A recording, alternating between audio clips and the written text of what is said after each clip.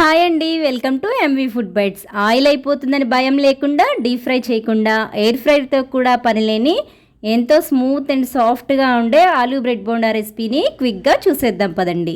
ముందుగా హీట్ అయిన పాన్లో 1 table spoon oil వేసి 1 టీ స్పూన్ జీలకర్ర, అది కాస్త స్ప్లిట్ అయిన తర్వాత ఓ ఉల్లిపాయ సన్నని తరుగు, ఓ పచ్చిమిర్చి ముక్కలు, కొద్దిగా కరివేపాకు సన్నని తరుగు వేసి ఉల్లి ముక్కలు మెత్తబడే వరకు వేపిన తర్వాత 1 టీ స్పూన్ అల్లం వెల్లుల్లి పేస్ట్ వేసి పచ్చివాసన పోయే వరకు వేపిన తర్వాత 2 మీడియం సైజ్ బాయిల్డ్ పొటాటోస్ని ఇలా చేతితో మ్యాష్ చేసి వేసుకొని రుచికి సరిపడా ఉప్పు, 1/2 టీ స్పూన్ పసుపు, 1 టీ స్పూన్ ధనియాల పొడి, 1/2 teaspoon garam masala, 1/2 teaspoon మిరియాల పొడి, సన్నగా తరిగిన కొత్తిమీర కొద్దిగా వేసి అంతా బాగా కలిసేలా మీడియం ఫ్లేమ్ మీద ఓ నిమిషము ముద్దగా అయ్యే వరకు వేపి స్టవ్ ఆఫ్ చేసి చల్లారనివ్వాలి.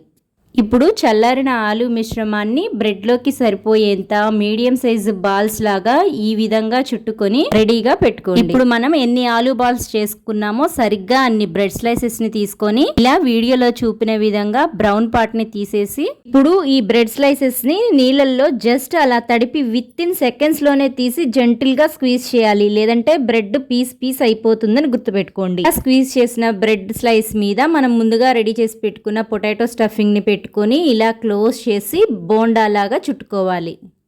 ఈ విధంగా చుట్టుకున్న బ్రెడ్ బోండాలన్నింటినీ హీట్ అయిన గుంట పునుగుల బాండీలో కొద్దిగా ఆయిల్, చాప్ చేసిన కొత్తిమీర వేసుకొని బోండాల్ని అందులో పెట్టుకొని మీడియం ఫ్లేమ్ మీద ఒకవైపు కాలిన తర్వాత మరోవైపుకు ఫ్లిప్ చేసుకుంటూ అన్ని వైపులా రొటేట్ చేసుకుంటూ ఈ విధంగా మంచి కలర్ వచ్చే వరకు కాల్చుకోవాలి. మీరు కావాలంటే ఈ ఆలూ బ్రెడ్ బోండాని నూనెకు బదులుగా నెయ్యిని కానీ బటర్ని కానీ వేసుకొనైనా కాల్చుకోవచ్చండి. అలా చేసిన టేస్ట్ చాలా బాగుంటుంది. ఈ విధంగా ఆలూ బ్రెడ్ బోండాని అన్ని వైపులా రొటేట్ చేసుకుంటూ ఇలా గోల్డెన్ బ్రౌన్ కలర్ వచ్చిన తర్వాత సర్వ్ చేసుకోవటమే. ఇప్పుడు ఈ బ్రెడ్ బోండాలన్నీ మరింత చట్పటాగా స్పైసీగా ఉండాలంటే కొద్దిగా పెరి మసాలాని స్ప్రింకిల్ చేసి ఓసారి టాస్ చేసి తీసుకోవటం. అంతేనండి, ఈవినింగ్ టీ టైం స్నాక్ లా కానీ పిల్లలు స్కూల్ నుంచి వచ్చేసరికి ఈ స్పెషల్ ఆలూ బ్రెడ్ బోండాని చేసి పెట్టండి, చాలా ఇష్టంగా తింటారు.